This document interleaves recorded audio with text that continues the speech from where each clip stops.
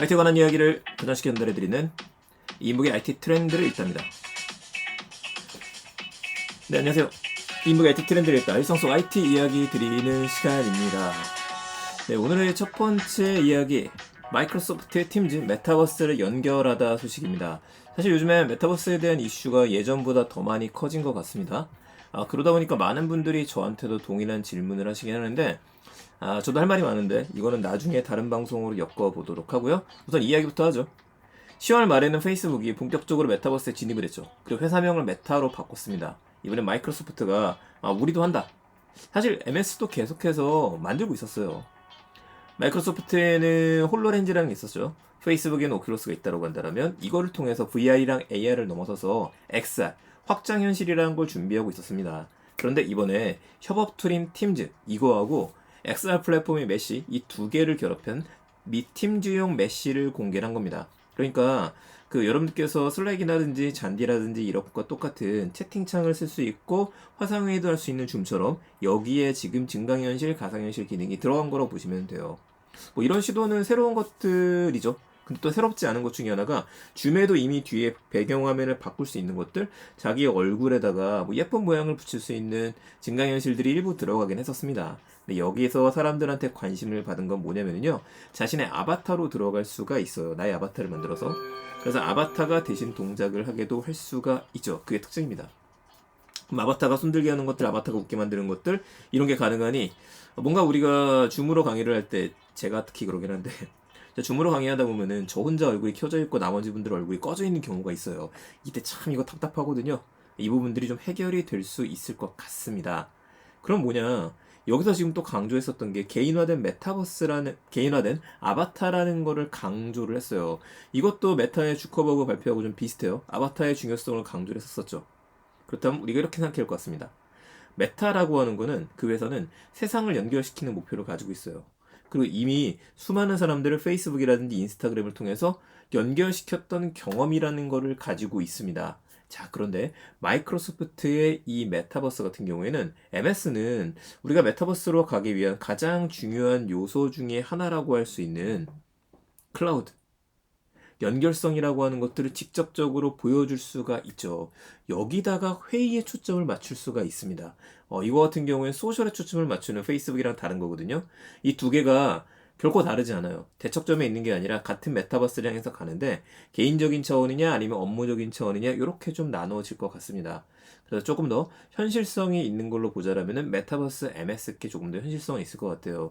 물론 지금 마이크로소프트가 아니라 메타의 오큘러스 같은 경우에도 호라이즌 워크룸스를 공개한 적이 있었죠. 근데 이거는 우리 아바타로만 들어가는데 이런 스타일 같은 경우에는 아바타로 들어갈 수 있고 나의 사진으로 들어갈 수 있고 조금 더 매력적이지 않나 싶긴 합니다. 요즘에 계속 한쪽에서 메타버스가 허구다 이런 얘기가 나옵니다. 다시 또 이제 그런 의견들이 나오시더라고요. 이것도 메타버스냐 저것도 메타버스냐. 질문을 빙자한 비난도 있습니다. 이게 중요한 거거든요. 질문을 빙자한 비난들도 가끔씩 있어요. 그럼에도 불구하고 제가 항상 그렇게 얘기를 드리죠. 방향이 틀리진 않았습니다. 우리만 가는 게 아니라 전 세계가 메타버스를 향한 방향으로 가는 건 있어요. 이게 인터넷 다음 세상을 우리가 보기 때문인데 그리고 나서 그 방향은 맞지만 이 속도 면에서는 IT 기술이라고 하니 갑자기 내일 아침에 뭔가 새로운 게 나타나지는 않습니다. 근데 거기로 가는 와중에 있는데 지금 너무 많은 세상의 관심이 집중되다 보니까 이 집중의 속도가 다른 겁니다. 방향은 맞다. 일단 오늘 제 의견은 그렇게 한번 정리해 드릴게요. 자, 두 번째 게 바로 가보죠. 넷플릭스가 모바일 게임을 출시했습니다. 야, 이거 보고 좀 황당했었는데 안드로이드 버전을 먼저 만들었어요. 이번에는 아이폰 버전이 아닙니다. 그래서 보게 되면 기묘한 이야기 1984가 있고요. 기묘한 이야기 3 게임이 있고 슈팅 홉스, 티터업, 카드 블라스트 이런 5가지 게임이 있어요. 이걸 보면 당연히 광고도 없고요. 인앱 결제도 없습니다. 넷플릭스 회원이기만 하면 돼요. 회원은 검사를 하는 거죠. 이게 지금 제가 사진을 하나 갖다 놨는데 제가 캡처를 떴고요. 이 게임은 넷플릭스 기묘한 이야기 1984 요거를 제가 좀 가지고 왔습니다. 그래서 기묘한 이야기를 보셨던 분들이라면은 이 영화를 내가 봤기 때문에 게임에도 몰입할 수 있도록 만들어져 있어요. 그리고 한글화가 굉장히 잘 되어 있습니다. 이 게임을 우선 그 얘기부터 해보죠. 넷플릭스는 도대체 왜 게임을 출시한 걸까? 이거 생각해보면 게임은 굉장히 좋은 지적재산권이라고 이야기하는 IP의 소비 도구이기 때문에 그렇습니다. 올해 내내 넷플릭스가 나아가고 있는 방향을 보게 되면요. 넷플릭스 오리지널을 강화를 했었어요. 그리고 넷플릭스 샵을 만들었었죠. 그리고 이제 게임까지 가게 되는 겁니다. 그럼 앞으로 또 뭐가 만들어질 수 있느냐? 원작 소설을 함께 했었던 영화와 드라마, 이거를 소설화한 작품들도 나올 수 있고, 그래픽 노블들도 실제 넷플릭스 오리지널 시리즈로 만들어낼 수 있게 되는 겁니다. 이게 컨텐츠의 힘이죠. 소설부터 시작해서 영화로 가느냐, 영화에서 나오게 되느냐, 게임에서 영화가 되느냐, 영화가 게임이 되느냐. 이거를 굉장히 잘 믹스해 놓은 사례라고 봐야 될 것 같습니다. 물론 게임의 퀄리티가 굉장히 높은 건 아니에요. 요즘에 이거 8비트라고 이야기를 하죠. 아주 예전 고전 게임 스타일로 만들어졌기 때문에 해볼 만한 것 같습니다.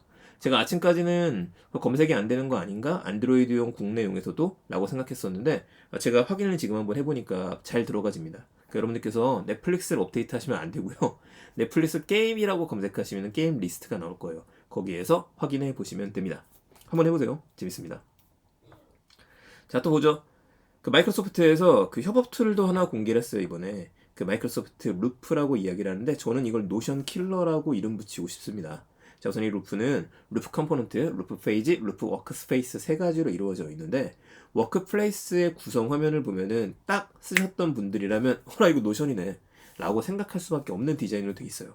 이렇게 생겼습니다. 이거 노션이죠 거의 이 정도면. 물론 이제 다른 거는 여기 뭐 워드도 있고 원노트도 들어가 있고 다양하게 들어가져 있어요.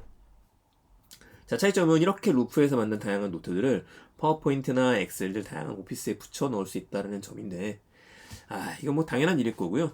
아무래도 노션을 따라했다는 비난에서는 벗어나기 좀 어려울 것 같아요. 이게 원노트처럼 보이지도 않거든요. 좀 아쉽습니다. 저는 원노트가 조금 더 체계화됐으면 좋겠다는 생각을 해봤었는데 그거보다 지금은 노션과 굉장히 비슷한 서비스를 만들어서 협업을 강조하는 것 같습니다. 아직 정식 버전이 나오지 않았고 영상으로만 확인할 수 있습니다. 꼭 한번 확인해 보시고요. 가벼운 소식 하나 더 전해드릴게요. 이거 아이폰 쓰시는 분들이나 아이폰 쓰시는 분들, 아이패드 쓰시는 분들 노터빌리티라고 하는 이름의 어플리케이션 알고 계실 겁니다. 저도 좀 잘 쓰고 있는 앱인데 이 녀석이 갑자기 돈을 내고 구독한 사람들도 앞으로는 정기 결제를 해야 된다라는 이슈가 나왔었어요. 근데 이것 때문에 우리나라뿐만 아니라 글로벌 이슈가 된 것 같아요. 그러니까 막 비난이 쏟아지고 나니까 백기를 들었죠. 그럼 원래대로 지금부터 가입하는 사람들은 연간 구독권을 사야 되고 하지만 그 전에 구매했던 사람들이라고 한다면 계속해서 무료로 책임지겠다라고 올라오게 됐습니다. 이것도 하나의 팁으로 좀 이야기 드릴게요. 네, IT에 대한 이야기 세 가지 소식이었습니다. 이 중에서 오늘 제가 좀 강조드렸었던 이야기는 마이크로소프트에서 지금 메타버스 관련된 툴을 공개를 했다라고 하는 거 하나이고요. 이게 조금 더 현실성이 있다. 그 넷플릭스가 안드로이드용 모바일 게임을 출시를 했다. 이 두 가지에 먼저 집중해서 보시면 좋을 것 같습니다. 저는 그러면 또 정리해서 내일 좋은 이야기, 재밌는 이야기 들려드릴 수 있도록 하겠습니다. 감사합니다. IT 트렌드를 읽다 출근길 IT 소식이었습니다.